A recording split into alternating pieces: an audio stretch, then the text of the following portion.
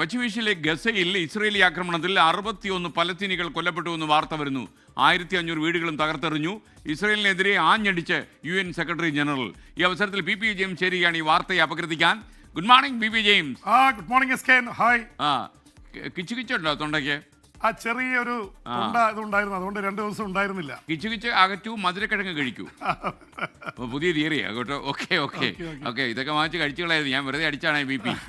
തൊണ്ടയാകപ്പോയി ഓക്കൽ കൂടൊക്കെ തറന്നു പോകും. അപ്പോൾ ഒരു കാര്യം ചെയ്യാം, നമുക്ക് ഈ വാർത്തയിലേക്ക് വരാം. തീർച്ചയായിട്ടും എസ്കേൻ. ഇസ്രായേല് അവരുടെ ആക്രമണം അതിശക്തമായി നടത്തിക്കൊണ്ടിരിക്കുകയാണ്. 61 പാലസ്തീനികൾ കൊല്ലപ്പെട്ടു എന്ന സങ്കടകരമായ വാർത്ത ഈ മണിക്കൂറുകളിൽ വരുന്നു. ഇപ്പോൾ 22 മാസത്തിനുള്ളിൽ 60,922 പേർ ഇതുവരെ കൊല്ലപ്പെട്ടു എന്നാണ് ഔദ്യോഗിക കണക്ക് വരുന്നത്. ഏതാനും സംഖ്യ കൂടി കഴിഞ്ഞാൽ 63,000 പേർ. അതിൽ ഏറ്റവും ദുഃഖകരമായിട്ടുള്ള കാര്യം SKN കൊല്ലപ്പെട്ട കുട്ടികൾ, പാലസ്തീനി കുട്ടികൾ 20,000-അടുത്താണ്. അതിലും വലിയ ദുഃഖകരമായിട്ടുള്ളൊരു കാര്യം എന്ന് പറയുന്നത് അനാഥരായ കുട്ടികൾ 44,000-ആണ്. അവർ ജീവിച്ചിരിക്കുക, അവർ അനാഥരായിരിക്കുന്നു. കൊല്ലപ്പെട്ടവർ 60,922 സംഖ്യയിലെത്തിയിരിക്കുന്നു. ഇത് കാണിക്കുന്ന ഒരു യുദ്ധത്തിൻ്റെ ഏറ്റവും തീവ്രമായ മുഖമാണ്. എന്ന് മാത്രമല്ല, ഇതിനേക്കാൾ ഒരു പക്ഷേ നമ്മൾ അമ്പരിപ്പിക്കുന്നത് ഭക്ഷണത്തിന് ക്യൂ നിന്നിട്ട് കൊല്ലപ്പെട്ടവരുടെ സംഖ്യ 2,180 കടന്നിരിക്കുന്നു എന്നൊരു വാർത്ത കൂടി വരികയാണ്. ഒപ്പം തന്നെ പട്ടിണി കിടന്ന് മരിച്ചവർ 317 അതിൽ ഭൂരിപക്ഷം പേരും കുഞ്ഞുങ്ങളാണ്. അപ്പോൾ പട്ടിണി കിടന്ന് മരിക്കുന്നു. ഭക്ഷണത്തിന് വേണ്ടി ക്യൂ നിൽക്കുമ്പോൾ വിശന്നൊട്ടിയ വയറിന് നേരെ വെടിയേറ്റ് കൊല്ലപ്പെട്ടവർ 2,180, ആകെ കൊല്ലപ്പെട്ടവർ 60,000. ഈ കണക്കുകൾ വെറും സംഖ്യയല്ല, മനുഷ്യജീവനുകളാണ്. ഇതാണ് ഒരുപക്ഷെ ഗസ യുദ്ധത്തിൻ്റെ ഏറ്റവും വലിയ ബാക്കി പത്രമായിട്ട് നിൽക്കുന്നത് SKN. എന്ന് മാത്രമല്ല, ഇപ്പം ലെബനനിലും യമനിലെ ഹൂതികൾക്ക് നേരെ ഇസ്രായേലിൻ്റെ ആക്രമണം നടക്കുന്നുണ്ട്. ഞാൻ ഈ സംസാരിക്കുമ്പോഴും സനയിൽ അവിടുത്തെ തലസ്ഥാനത്ത് ആക്രമണം നടക്കുകയാണ്. മിലിറ്ററി കേന്ദ്രങ്ങൾക്ക് നേരെ ആക്രമണം നടത്തുന്നുവെന്നാണ് ഇസ്രായേൽ പറയുന്നത്. അതിനിടയിൽ ഐക്യരാഷ്ട്രസഭയുടെ സെക്രട്ടറി ജനറൽ ആന്റോണിയോ ഗുട്ടറസ് അതിശക്തമായ ഭാഷയിൽ ഇസ്രായേലിനെ കുറ്റപ്പെടുത്തിയിരിക്കുന്നു. അതുകൊണ്ട് എന്ത് കാര്യമുണ്ടെന്നറിയില്ല. പണ്ടൊക്കെ ഐക്യരാഷ്ട്രസഭ പറഞ്ഞാൽ അതിനൊരു എന്താ പറയുക, ഒരു കർശനമായ താക്കീതിൻ്റെ ഫലമുണ്ടായിരുന്നു. ഇന്ന് ഐക്യരാഷ്ട്രസഭയ്ക്ക് കടലാസിൻ്റെ വില പോലും ഇല്ലാത്ത അവസ്ഥയാണ്. അമേരിക്കൻ പ്രസിഡന്റിനും റഷ്യൻ പ്രസിഡന്റിനും അതിനേക്കാൾ കൂടുതൽ സ്വാധീനമുള്ള അവസ്ഥയിലേക്ക് കാര്യങ്ങൾ എത്തിയിരിക്കുന്നു. അപ്പോൾ ഇസ്രായേൽ ഒരു തരത്തിലും വഴങ്ങുന്നില്ല. മരണസംഖ്യ കൂടുന്നു. ഗസ സിറ്റി പിടിച്ചെടുക്കാനുള്ള നീക്കമാണ്. SKN, ഞാനിപ്പോൾ ഏതാനും മിനിറ്റ് മുമ്പ് ഈ അൽ ജസീറ അടക്കമുള്ള TV ചാനലുകളിൽ ഈ ഗസ സിറ്റി ഇസ്രായേൽ നടത്തുന്ന ആക്രമണത്തിൻ്റെ ദൃശ്യങ്ങൾ കാണുകയായിരുന്നു. തൊട്ടടുത്ത് ബോംബ് വന്ന് വീഴുന്നു. സ്ത്രീകളും കുട്ടികളൊക്കെ ഓടി രക്ഷപ്പെടാൻ നോക്കുന്നു. കഴുതവണ്ടിയിൽ ഇതും കയറ്റി വെച്ച് ആൾക്കാർ പോകുന്നു. അവർ പറയുന്നുണ്ട്, 10ാം തവണയാണ് ഞങ്ങൾ ഒരു സ്ഥലത്ത് നിന്ന് വേറെ സ്ഥലത്തേക്ക് ജീവനും കൊണ്ട് ഓടുന്നത്. ഇതിൻ്റെ ദൃശ്യങ്ങൾ, അവിടെയുള്ള ജേർണലിസ്റ്റുകളെ, വിദേശ ജേർണലിസ്റ്റുകൾ ആരുമില്ല.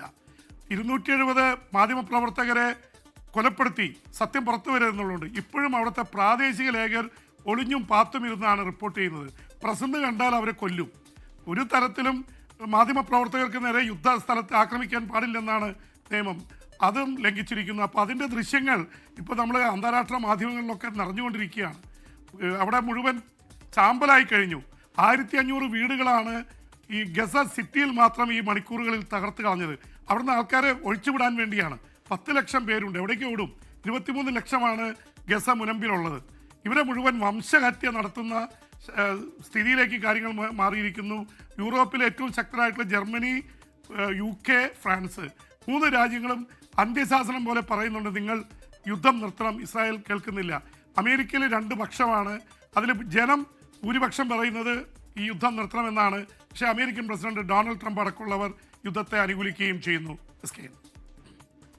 വാർത്ത ഇപ്പോൾ വരുന്ന യുക്രൈനിൽ റഷ്യ നടത്തിയ വൻ ഡ്രോൺ ആക്രമണങ്ങളിൽ 12 പേര് മരിച്ചുവെന്നാണ്. റഷ്യൻ പ്രദേശങ്ങളിൽ യുക്രൈൻ സേന ഡ്രോണുകളുമായി തിരിച്ചടിച്ചിട്ടുണ്ട്. യുക്രൈനിൽ യുദ്ധം അവസാനിപ്പിക്കാൻ പോകുന്നുവെന്ന് അമേരിക്കൻ പ്രസിഡന്റ് പറയുമ്പോഴും അവിടെ യുദ്ധം മുറുകുന്നു എന്നാണ് വിവരങ്ങൾ ലഭിക്കുന്നത്. കൂടുതൽ വിവരങ്ങൾ.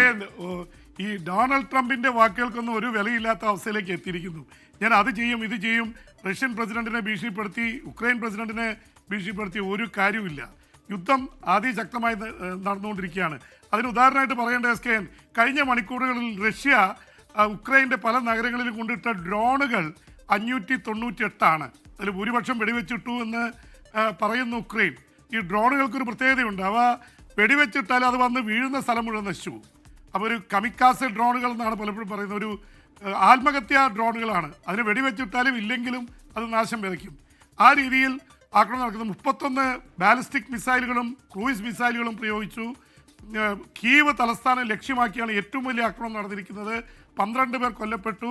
അവിടെ കൊല്ലപ്പെട്ടവരുടെ സംഖ്യ അവർ പുറത്തേക്ക് പറയുന്നില്ല. അവിടെ മിലിറ്ററിയാണ്, സൈനികരാണ് ഏറ്റവും കൂടുതൽ കൊല്ലപ്പെട്ടത്. ഗസയിൽ കൊല്ലപ്പെട്ട അത്രയില്ലെങ്കിലും 10-30,000-ലേറെ പേർ കൊല്ലപ്പെട്ടുവെന്നാണ് കണക്കുകൾ പറയുന്നത്. എന്നുമാത്രമല്ല, റഷ്യക്കെതിരെ ഡ്രോണുകൾ അയച്ച് ഉക്രൈൻ സേന പ്രത്യാക്രമണം തുടങ്ങിയിരിക്കുന്നു. ഇതിനകം 100-ലേറെ ഡ്രോണുകളുമായി ആക്രമണം നടത്തിയെന്ന് റഷ്യ സ്ഥിരീകരിച്ചിട്ടുണ്ട്. റഷ്യയുടെ പല കേന്ദ്രങ്ങളിലും ഡ്രോണുകളുമായിട്ട് ഉക്രൈൻ ആക്രമിക്കുന്നത്. ഈ ഡ്രോൺ യുദ്ധം വന്നതിന് ശേഷം ഒരു രാജ്യം മാത്രമായിട്ട് രക്ഷപ്പെട്ടു നിൽക്കുന്ന അവസ്ഥയില്ല. ഡ്രോണുകൾ പാഞ്ഞു വരും, അതിനെ തടയാനാവില്ല. ആ തരത്തിലേക്ക് കാര്യങ്ങൾ പോയിരിക്കുന്നു. ട്രംപിന് ഇതിൻ്റെ പേരിലാണ് ഇന്ത്യക്കെതിരെ വലിയ രീതിയിൽ ഇത് വരുന്നത്. ഇപ്പോൾ അമേരിക്കയുടെ ഒരു സെനറ്റർ തന്നെ പറഞ്ഞിരിക്കുന്നത് ഇന്ത്യയുടെ പണം കൊണ്ടാണ് റഷ്യ ഉക്രൈനിൽ യുദ്ധം നടത്തുന്നത്, ചൈനയുടെ കാര്യം മിണ്ടുന്നില്ല. എന്നാൽ ഇന്ത്യയും ചൈനയും തമ്മിലുള്ള ബന്ധം ഇതിനിടയിൽ ശക്തമായിക്കൊണ്ടിരിക്കുന്നു. ഇന്ത്യയുടെ പ്രധാനമന്ത്രി ചൈനയിലേക്ക് പോകാൻ പോകുന്ന അമേരിക്കയൊക്കെ ആകാംക്ഷയോടെയാണ് ഇത് കാണുന്നത്. ട്രംപിൻ്റെ കോള് മോദി എടുക്കുന്നില്ല. ലോകക്രമത്തിൽ തന്നെ മാറ്റം വരുന്ന തലത്തിലേക്ക് കാര്യങ്ങൾ പോയിരിക്കുകയാണ്. അപ്പോൾ യുക്രൈൻ യുദ്ധവും ഗസയിലെ യുദ്ധവും ലോകക്രമത്തെ തന്നെ മാറ്റിമറിക്കുന്ന അവസ്ഥയിലേക്ക് കാര്യങ്ങൾ എത്തിച്ചിരിക്കുകയാണ്. SKN. Okay, thank you VP James. അപ്പോൾ ഇന്നെന്താ പരിപാടി എന്ന് ഞാൻ ചോദിക്കുന്നില്ല, ഓണമൊക്കെ അല്ലേ? ഓക്കെ, ഇവിടെ തന്നെ കാണും. ഓണമൊക്കെ വരവായോ? VPയുടെ ഓണം എങ്ങനെയാണ് സാധാരണ? അല്ല, ഇവിടെ SKN കുറെ കലാപരിപാടികളൊക്കെ സംഘടിപ്പിച്ചിട്ടുണ്ടെന്ന് പറഞ്ഞു. ആ, VPയുടെ ഡാൻസ് ഒക്കെ ഉണ്ടാവും. അത് നമ്മൾ രണ്ടുപേരും കൂടി നമ്മൾ രണ്ടുപേരോട് ചേർന്നൊരു ഡാൻസ് ഇത്തവണ കളിക്കണം. Okay, thank you VP James. ലോകത്തെവിടെയായാലും ഏത് സമയത്തും 24 വാർത്തകളും ഓഗ്മെന്റഡ് റിയാലിറ്റി പാക്കേജുകളും എക്സ്പ്ലെയിനറുകളും വിശദമായി കാണാൻ ഞങ്ങളുടെ യൂട്യൂബ് ചാനൽ നിങ്ങൾക്ക് സബ്സ്ക്രൈബ് ചെയ്യാം.